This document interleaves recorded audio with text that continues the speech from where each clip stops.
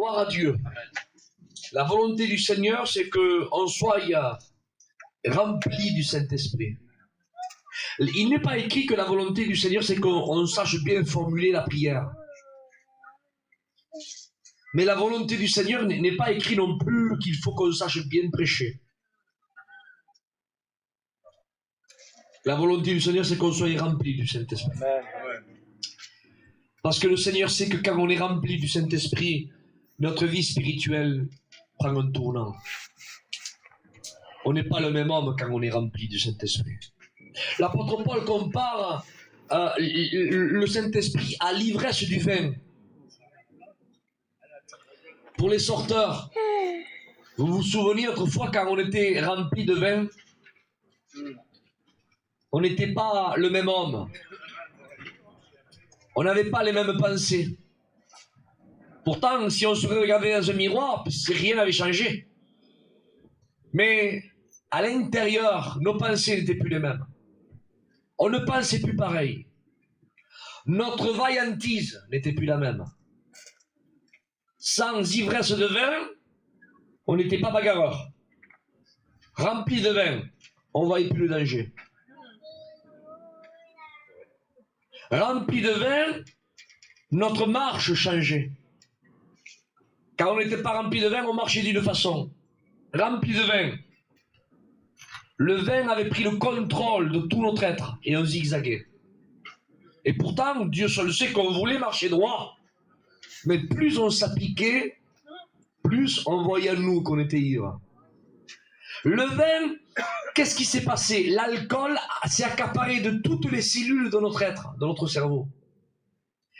Et malgré que la silhouette extérieure ne changeait pas, mais comme l'alcool avait pris toutes les cellules de notre cerveau, tout s'était accaparé de toutes les neurones, on n'était plus maître de notre corps.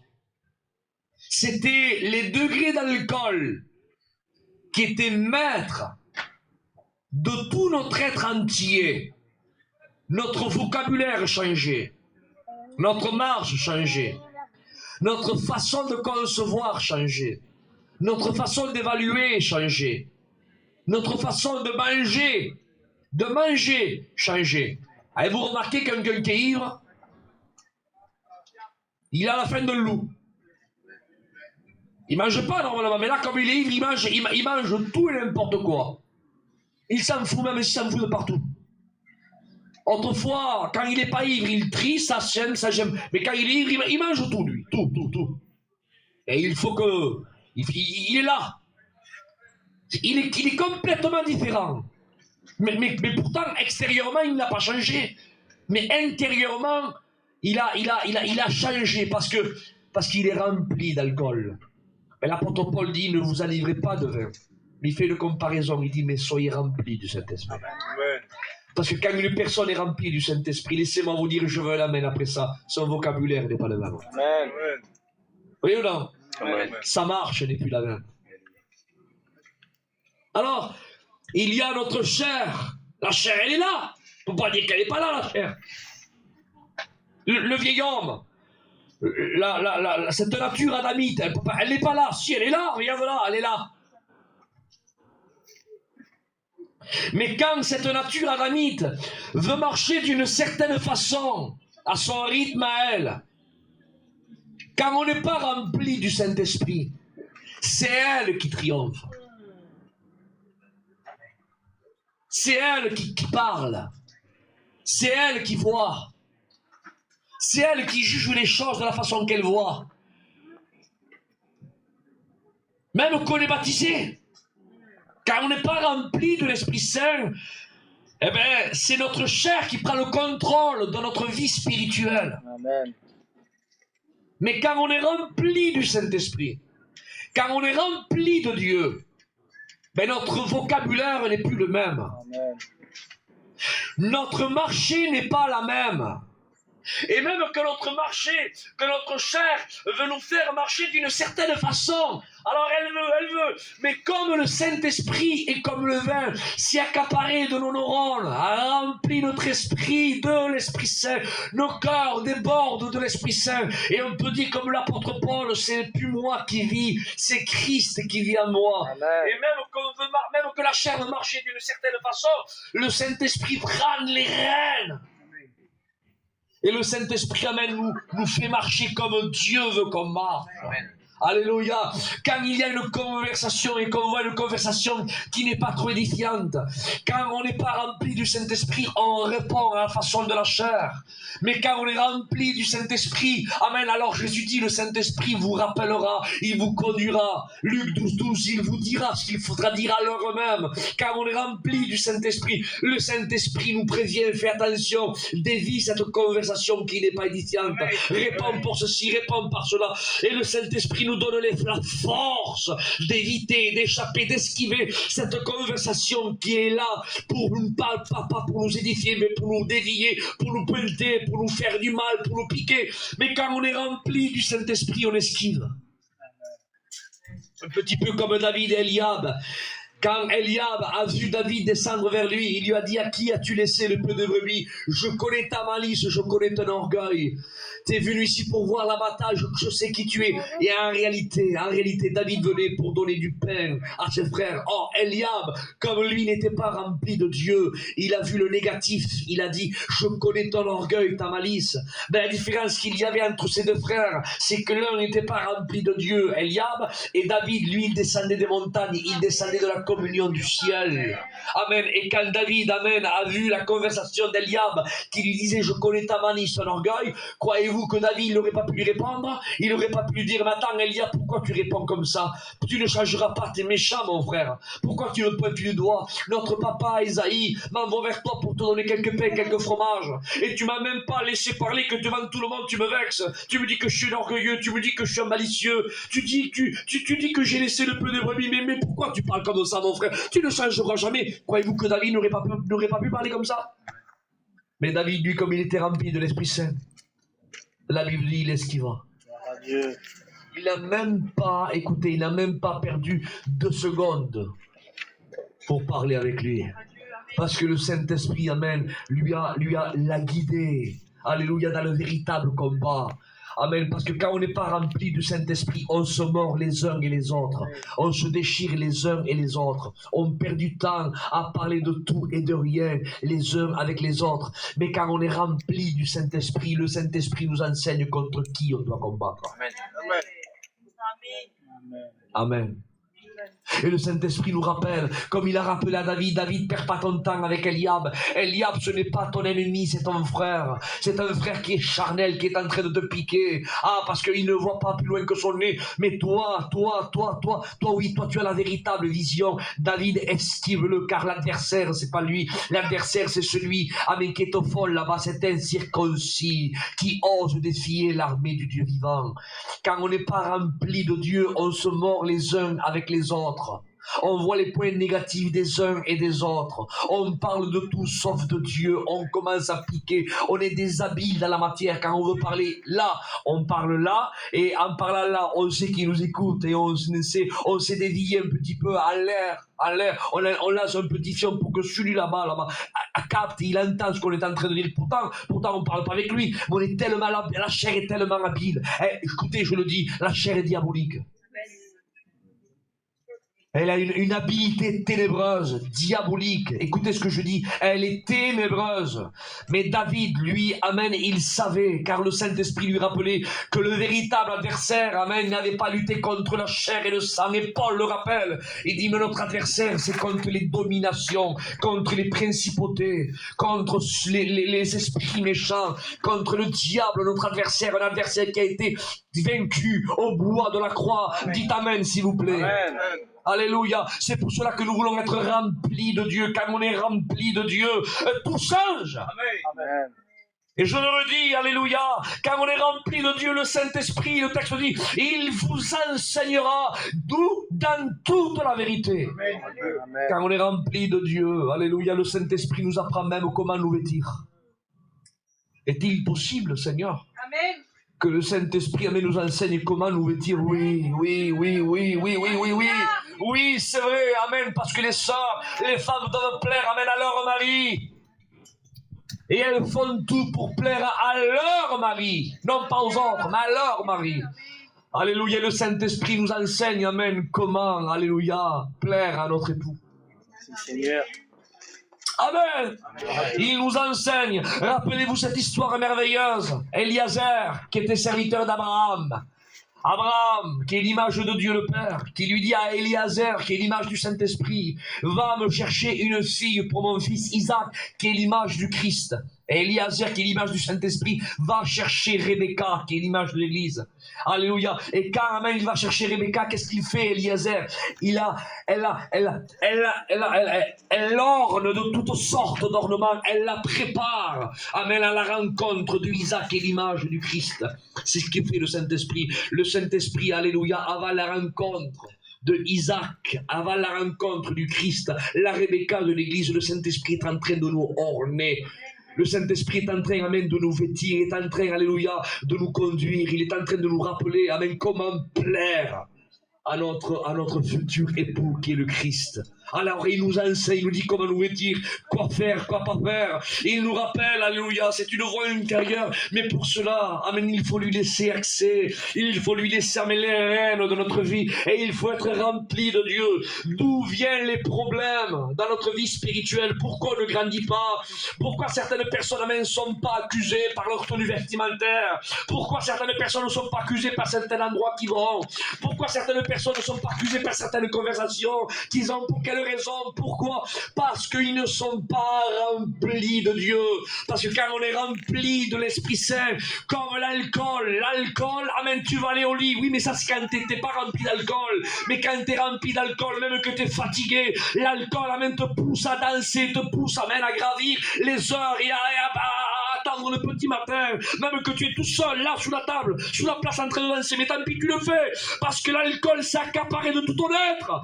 Quand on est rempli du Saint-Esprit, le Saint-Esprit, amen, nous pousse à aller plus loin, il nous pousse à faire, à ne pas faire, à aller, à ne pas aller. Le Saint-Esprit a pris les rênes de notre vie chrétienne.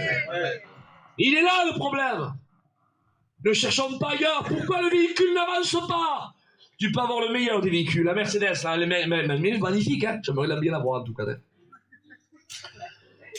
Mais s'il n'y a pas d'essence, ça sert à quoi? Ça sert à rien.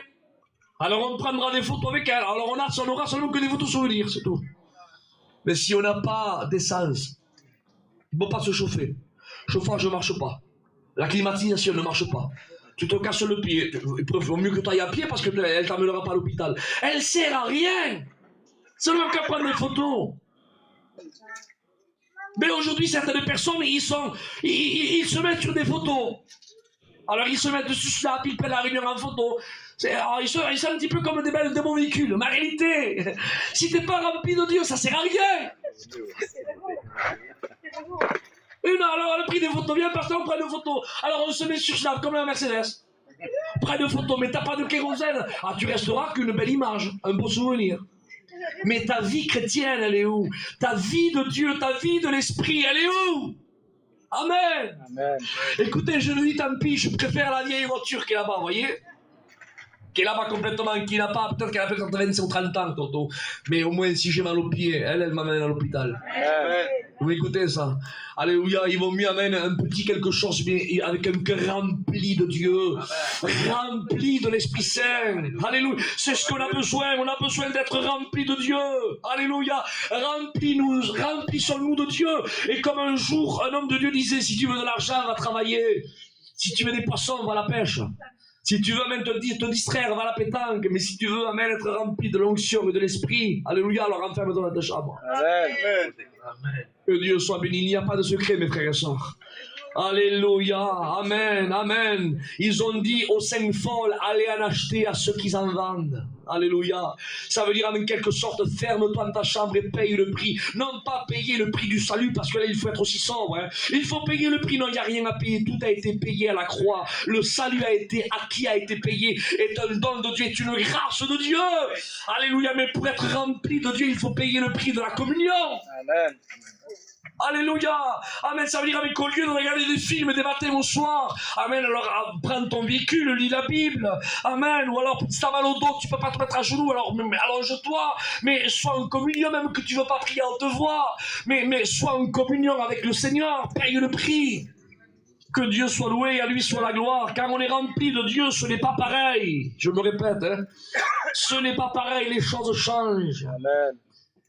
Il est écrit ceci dans le livre des Cantiques et des Cantiques.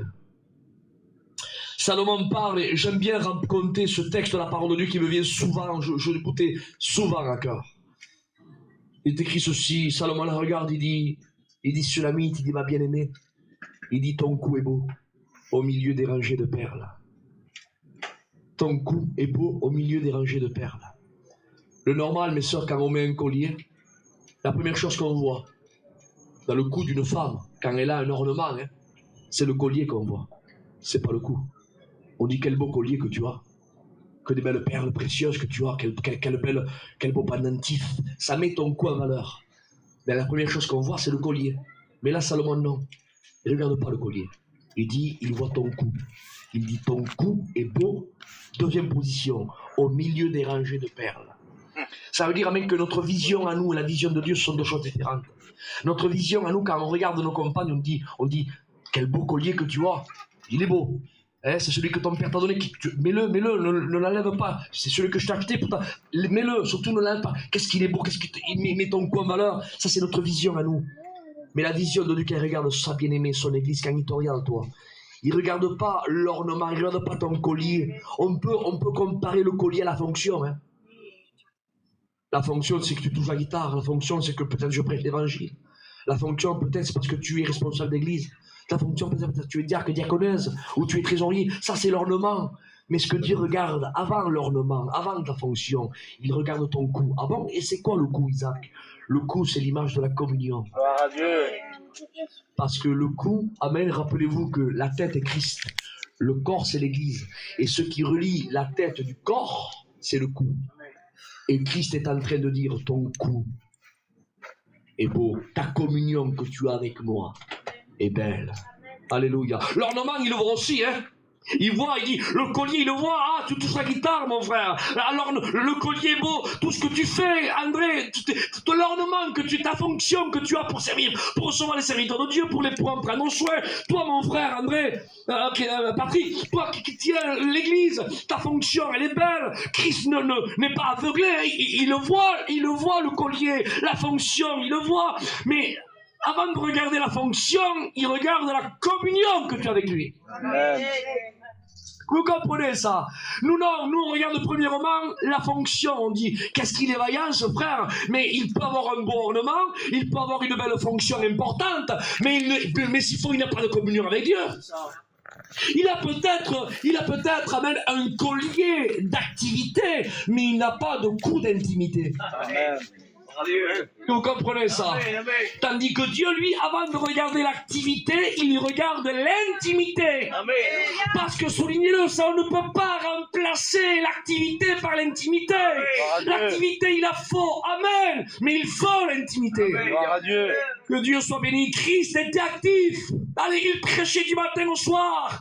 Mais il était aussi intime, il priait avant le miracle, pas dans le miracle, après le miracle. Alléluia, on ne peut pas remplacer quelque chose par autre chose. Il faut cette chose, il faut encore ceci. Il faut le collier, mais il faut le cou. Parce qu'en réalité, entre vous et moi, à quoi ça sert d'avoir une activité? À quoi ça sert d'avoir un collier s'il n'y a pas de cou? Tu le mets où le collier s'il n'y a pas de cou? Faut bien un collier faut bien un cou pour être le collier, non? Oui, non, on peut pas le mettre au bras, le collier. À quoi ça sert d'avoir une fonction s'il n'y a pas d'intimité? Il faut que la fonction repose sur un coup d'intimité. Alléluia. Alléluia. Parce qu'amen, si la fonction ne repose pas sur un coup d'intimité, ça devient de la religiosité. Ça devient, amen, voilà, on va contoriser notre conscience, alors on fait ceci, cela, parce que sinon, qu'est-ce qu'ils vont penser de moi? Ils le font même plus par un moteur d'intimité, par amour pour Dieu. Ils le font pour qu'autoriser leur conscience. Je suis chrétien, chrétienne, donc je vais prendre mon culte parce que sinon ils vont regarder les gros yeux. Et il faut que je mette là, il faut que je montre mon collier. Oui, mais tu montres le collier avec tes mains. T'as pas de cou, t'as plus de cou, t'as plus d'intimité. Mais Dieu regarde, Christ regarde sa bien-aimée. Et il dit, ton cou est bon. Béni, Seigneur. Et après il regarde, amen, l'ornement, après il regarde l'activité, après il regarde le collier, il dit, ton collier est beau, parce que l'activité prend de la valeur quand il y a de l'intimité. Amen. Le collier prend de la valeur quand il y a un coup. Amen. Amen. Parce que le collier, on ne peut pas le mettre dans le doigt, on ne peut pas le mettre au pied, excusez-moi. Notre fonction ne doit pas être basée, amen, sur autre chose que sur la communion de l'intimité. À Dieu soit la gloire. Amen. Et quand il y a de l'intimité, quand le coup est là, alors la pureté suit. Alors excusez-moi, je vais toucher une corde très sensible ce matin, mais tant pis, j'y suis. Amen, amen. Quand on voit le cou d'une sœur, c'est parce qu'elle marche la tête haute. Oui ou non, mes frères? Amen. Alors je vais continuer, tant pis, hein, même comme on avait les gros yeux. Je ne crois pas ici qu'il n'y a que des chrétiennes. Gloire à Dieu. Des filles de Dieu, des enfants de Dieu. Parce que chez nous, dans notre peuple, gitan, espagnol, catalan, voyageur, notre peuple à nous.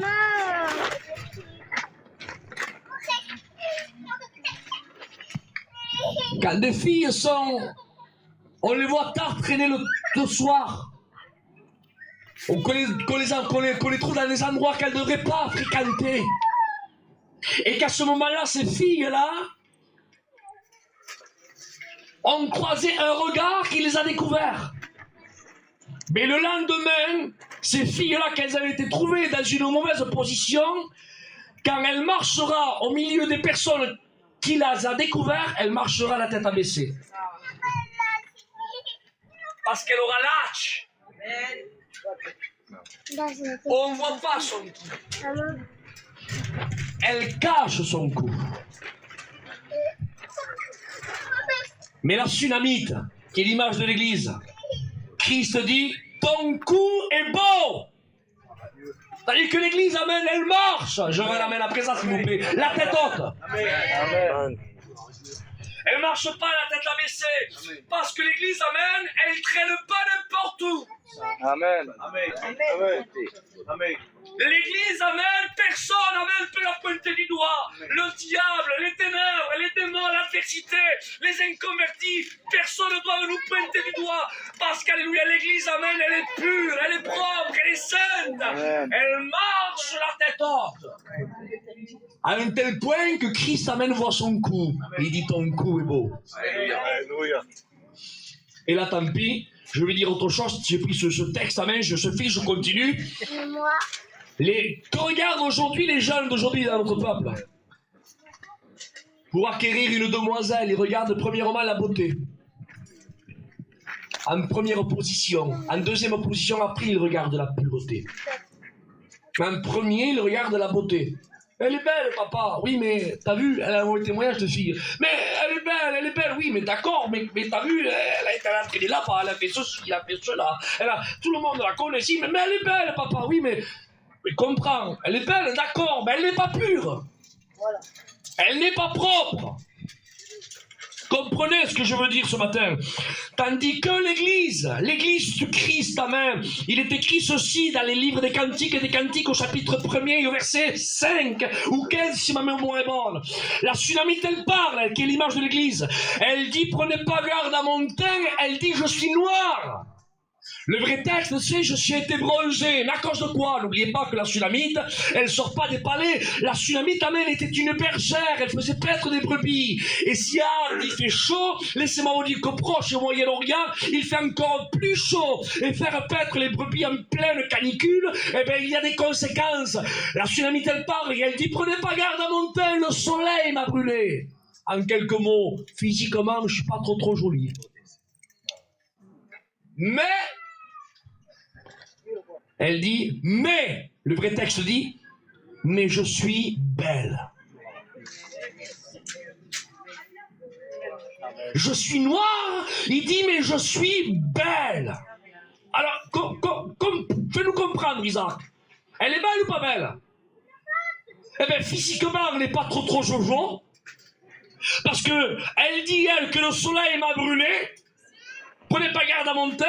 Mais pourtant, elle dit, elle, dans la Bible, elle dit, je suis belle. Mais le mot belle dans le texte hébreu, c'est que ça veut dire? Ça veut dire, je suis restée à la maison. Ah, là on comprend mieux. Ça veut dire, mais ne prenez pas garde à mon teint, je suis pas physiquement, je suis pas belle. Mais par contre, au niveau de mon témoignage et de ma pureté, je suis belle parce que je suis restée à la maison. Amen. Personne ne m'a vu traîner tard le soir.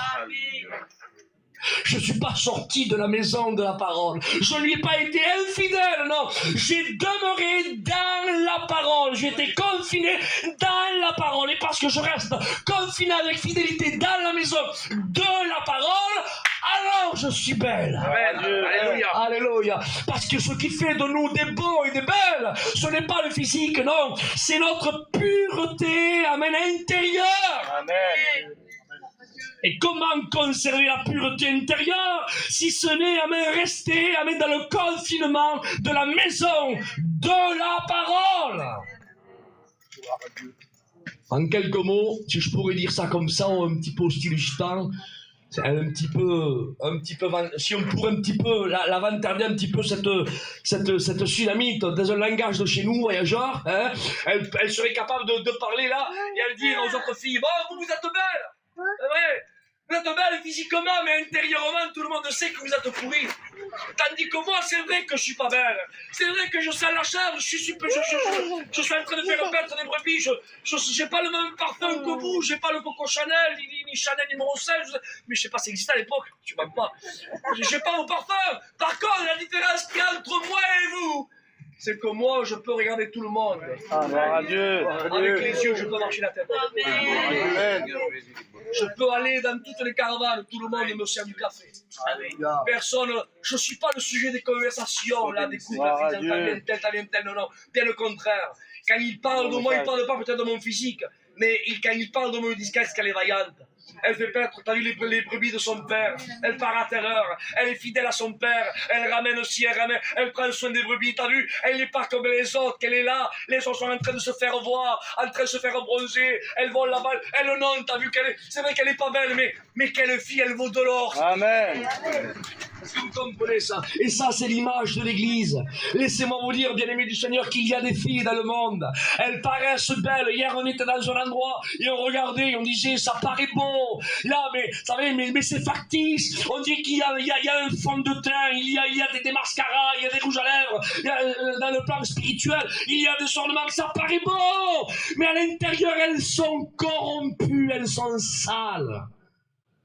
Tandis que la femme de l'église, alléluia, l'église, sa fiancée, on sera bientôt son épouse, à la vue des filles de ce monde, quand elle nous regarde à nous, on est un petit peu cette bergère, hein?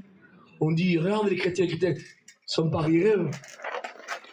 C'est ça, pas longue la jupe, elle traîne, pas longue, c'est pas guéri lui Seigneur, pas guéri. Oui, c'est vrai, on paraît pas si beau par rapport à vous. La différence qu'il y a entre vous et nous, c'est que nous, on a une beauté intérieure, on est pur. On est sain. Et on marche la tête haute. Tandis que vous, amen, vous êtes courbés parce que le poids de votre péché vous a corrompu. À Dieu soit la gloire. Alors le coup nous parle de la pureté et de la communion. Je peux continuer un peu plus? Amen. Alléluia, on se sent bien ce matin. Hein? Patrick l'a dit, on se sent bien, l'onction de Dieu est là, et quand l'onction de Dieu est là, amen, ça se ressent. Amen, c'est palpable, et ce matin, amen, on sent l'onction. On a besoin de l'onction et de l'Esprit Saint. On veut être rempli de Dieu, rempli de Dieu. Alléluia. Je vous ai dit, amen, que quand on est rempli de Dieu, on a la véritable vision. Quand on n'est pas rempli de Dieu, on ne voit rien. Amen. On croit qu'on voit, mais on ne voit rien. Mais quand on est rempli de Dieu, on voit. Amen. Regardez la différence entre Eliab et David, je me répète. Eliab, il avait bien des yeux. Il y a l'adversaire qui est en train de mettre l'opprobre sur le peuple d'Israël. Et au lieu de dire, mon David, fais attention, t'as vu, le Philistin, il est dangereux, repars la vache de papa. Au lieu de parler comme ça, il lui dit, ah, c'est des fions. Ah, tu es orgueilleux, tu es malicieux, je connais ta malice. Pourtant, il a bien des cieux, mais il a une mauvaise vision, il est aveuglé. Tandis que le jeune David, lui, qui était le plus jeune de la troupe des frères, il avait la véritable vision, il voyait. Parce que quand son frère lui parlait comme ça, il ne voyait pas son frère. Il voyait l'adversaire qui était derrière son frère, qui était là pour lui faire du mal. Il esquiva. Je voudrais, écouter, je voudrais vous prouver scientifiquement et médicalement que la véritable vision n'est pas donnée par les yeux. Est-ce que vous le savez ça? Mais Isaac, on voit bien par les yeux quand même. Oui. Les yeux, c'est la fenêtre du corps. La fenêtre, c'est les fenêtres de la tête. C'est-à-dire que les yeux, c'est comme la fenêtre. Quand vous ouvrez la fenêtre, eh bien, laisse rentrer la lumière de l'extérieur. Eh bien, les yeux, c'est la fenêtre du cerveau. Les yeux, amen, reçoivent l'image et les lumières. Et vous savez comment l'œil voit l'image et la lumière? Vous savez comment il le voit? Il voit l'image à l'envers. Médicalement, c'est prouvé. Dites là à un ophtalmologue ou un oculiste, comment les yeux, sans le cerveau, voient l'image. Il vous dira, les yeux voient l'image à l'envers. C'est-à-dire que s'il n'y a pas de cerveau, là, eh bien, mes yeux vous voient, vous, complètement à l'envers. Mais le problème c'est que les yeux, amen, ne fonctionnent pas tout seuls. Les yeux fonctionnent avec le cerveau, la tête. Et une fois que l'œil voit l'image à l'envers, l'œil prend l'image à l'envers et le donne au cerveau. Le cerveau examine l'image et il voit qu'il y a une anomalie. Et le cerveau redonne la véritable vision à l'œil. Il remet l'image à l'endroit. Je récapitule. Amen. Eliab, lui, n'était pas connecté à la tête, il était le corps. Il n'y avait pas de coup, il n'y avait pas de communion. Mais il avait des yeux, mais il voyait l'image à l'envers. Amen. Il voit David. Ah, il voit l'image déformée, David. Il dit, tu es venu ici pour voir l'abattage, ton orgueil, ta malice. Et il voit l'image, il la voit déformée. Mais David, lui, amen, il voit l'image, mais il est connecté à la tête, au roche, on appelle ça l'hébreu. Alléluia. Et quand David voit l'image, amen, le cerveau, la tête lui donne la véritable image. Et il remet l'image, amen, dans son vrai sens. Et l'image, amen, qui est en train de voir que le cerveau, la tête est en train de lui dire à David, il dit, David, perds pas ton temps avec Eliab, tu ne vas pas combattre contre la chair et le sang, l'adversaire, il est là-bas, il esquive. Amen. Est-ce que vous comprenez ça? C'est pour cela qu'on a besoin d'être connecté à la tête, mon frère. Quand on est connecté à la tête nous donne la véritable vision. Amen. Alléluia. Quand on n'est pas connecté à la tête, alors on voit la vision, on la voit, mais à l'envers. Ah, moi je me suis assez milieu, maintenant qui s'humilie lui, et maintenant que, je sais gérer assez derrière, et si là-bas, et l'autre. Mais mon frère, si tu aurais la véritable vision, amen, la tête, amen, te montrerait que c'est une gloire de t'humilier, que c'est une gloire, amen, de ne pas avoir raison, que c'est une gloire, amen, de tout faire pour gagner, parce que ta récompense n'est pas ici-bas, ta récompense, elle sera dans le ciel. Amen. À Dieu soit la gloire. Amen. Amen. Vous me donnez 5 minutes de plus? Amen. Gloire au Seigneur. Regardez comment la communion, elle est bonne.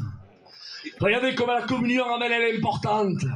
Il y a des personnes, amen, qui disent, j'ai de mauvaises pensées, Isaac, je sais pas qu'est-ce que j'ai, ça va pas. Je vous rassure, ma femme est là pour témoigner, moi aussi, j'en ai eu. Et moi, je suis un garçon, je sais pas si vous, mais quand je suis pas en communion, je travaille beaucoup de la tête, énormément. J'en dors pas. Et je bug, comme les téléphones qui ne sont pas mis à jour, je bug. Et je reviens. Et mon seul médicament pour apaiser toutes ces pensées, il n'y a que ça marche. C'est la communion avec Dieu. Pas autre chose. Alors tu me diras, Isaac, quand on est en communion avec Dieu, les pensées mauvaises ne viennent pas? Si, elles viennent. Amen. Ah si, elles viennent, hein. Enfin, elles essayent plutôt. Mais elles ne prennent pas place. Amen. Elles ne s'installent pas. Je voudrais vous prouver avec la parole de Dieu. Vous connaissez le tabernacle dans le désert? La tente d'assignation dans le désert, vous savez ça? C'est qu'est-ce que c'était? Il y avait 3 compartiments. Il y avait les parvis. On rentrait dans le tabernacle intérieur, il y avait un deuxième compartiment qu'on appelait le lieu saint, où il y avait la menorah sur la gauche, la table des pains de proposition sur la droite et l'autel des parfums en face. On ouvrait le deuxième compartiment et on rentrait dans le Saint des Saints, où il y avait l'arche de l'Alliance, où à l'intérieur il y avait la manne, il y avait le bâton d'Aaron, et alléluia, il y avait les tables de la loi qui étaient là. Et il y avait la Shekhina, la présence de Dieu qui survolait l'arche de l'Alliance. Écoutez, c'est très important ce que je dis, il faut que vous captez le fil. Il est écrit dans la parole de Dieu que si on rentrait dans le Saint des Saints, on mourrait. Exceptionnellement, un jour par an, le jour du Kippour, le jour du grand pardon, le souverain sacrificateur Aaron rentrait avec tremblement à l'intérieur pour faire l'expiation et présenter le sang pour pardonner ses péchés à lui et le péché du peuple. Et il conservait la vie, mais une fois par an. Si lui, il aurait voulu rentrer 2 fois par an, un autre jour que le Kippour, il mourrait. La présence de Dieu le foudroyait frontalement. Si une autre personne décidait de rentrer dans le Saint des Saints, dans les parvis, on rentrait. Dans le lieu saint, on rentrait. Mais si on rentrait dans le Saint des Saints, on mourait. Ça veut dire quoi, Isaac? Alors, comprenez, hein? Alors, moi, je vous dis. Comment on faisait quand le tabernacle, il ne restait pas toujours au même endroit. Il fallait le démonter parce qu'il sillonnait. Il y avait 6 déserts qui sillonnaient au territoire du pays d'Israël, dans tout ce territoire-là, du Négev, de Sin, et bien il y avait plusieurs déserts, les noms, je les oublie. Et il sillonnait, mais alors, comment il faisait pour rentrer à l'intérieur et prendre le coffre de l'arche de l'Alliance? Comment il faisait? Puisque si tu rentrais un autre jour que le Kippour, tu mourrais à l'intérieur. Comment il faisait pour prendre l'arche de l'Alliance? Eh bien, c'est facile, tout simple. Quand la Shekhina partait, le Saint des Saints n'était plus si saint. Alors, à l'intérieur du lieu saint, on pouvait rentrer. On pouvait prendre le corps de l'Alliance et on pouvait démonter la tente et partir. Et pourquoi on rentrait? Parce que la Shekhina n'était plus là.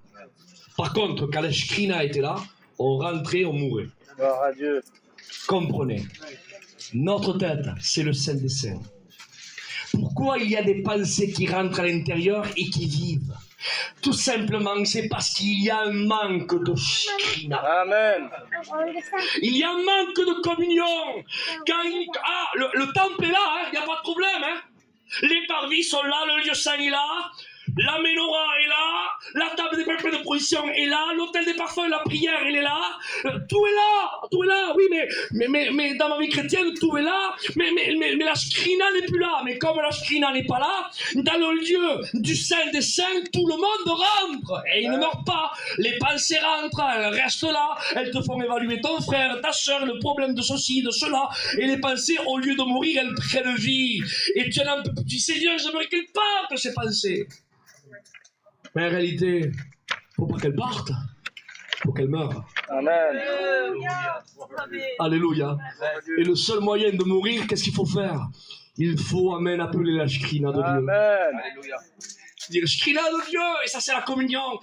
Viens dans ma vie, remplis ma vie. Amen. Je veux, amen, être en communion avec toi. Je veux avoir le coup, amen. Je veux être en communion. Je veux prier, t'adorer, te glorifier. Je veux que la Shekhina de Dieu soit là. Et quand il y a une vie chrétienne de communion, où la Shekhina de Dieu est là, où la vie de Dieu est là, les pensées, elles viennent dans le Saint des Saints. Mais dès qu'elles viennent, elles meurent. Amen. Alléluia. Le problème que tu as, tu sais pourquoi tes pensées sont trop vivantes dans ton esprit? Ce n'est pas la faute que tu connais pas la Bible. Ce n'est pas la faute parce que tu prends la Sainte Seine. Ce n'est pas la faute parce que tu chantes à la chorale. C'est parce qu'il y a un manque de communion, il y a un manque de présence de Dieu, il y a un manque de Shekhina. Parce que quand la Shekhina de Dieu n'est plus là, tout le monde rentre dans le Saint des Saints. Amen, amen.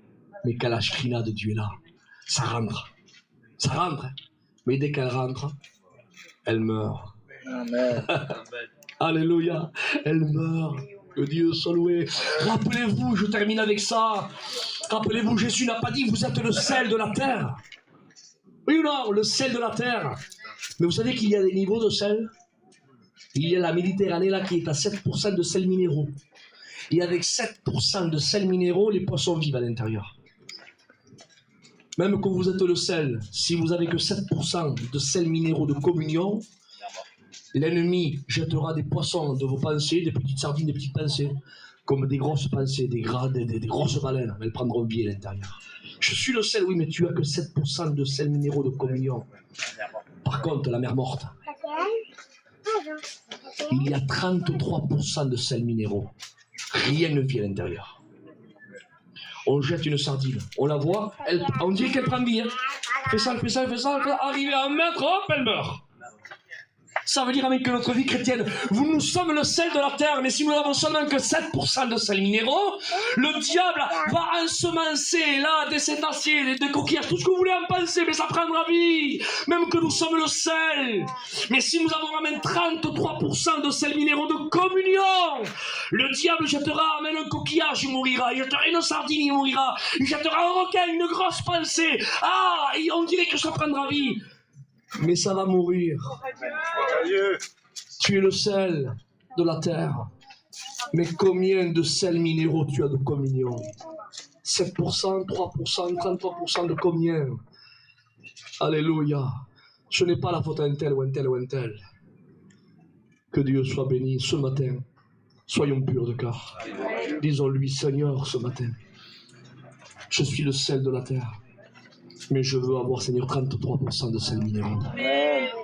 Alléluia, non pas pour être plus que les autres, mais Seigneur, à un seul fin, Seigneur, de conserver ce taux de sel, à un seul fin, que quand les pensées viendront, quand elles rentreront chez moi, qu'elles meurent. Amen. Que la shrina soit toujours là. Amen. Alléluia. Et je terminerai avec ça. Comment, dit la Bible? Écoutez, hein, ça sera mon mot de la fin. Il dit comment des héros. Il dit pas des petits soldats, hein. Il dit comment des héros sont-ils tombés dans la bataille? Comment des héros sont-ils morts? Comment? Il dit comment? Et le texte continue en disant parce que l'huile a cessé de les oindre. Amen. Pour tout héros que tu es, si l'huile cesse de te oindre, tu tombes à terre. Que tes vêtements soient blancs en tout temps, dit la Bible. Amen. Et que l'huile ne manque point sur ta tête. Alléluia. Continuons dans la communion. J'aimerais qu'on ferme nos yeux et qu'on prie le Seigneur ce matin.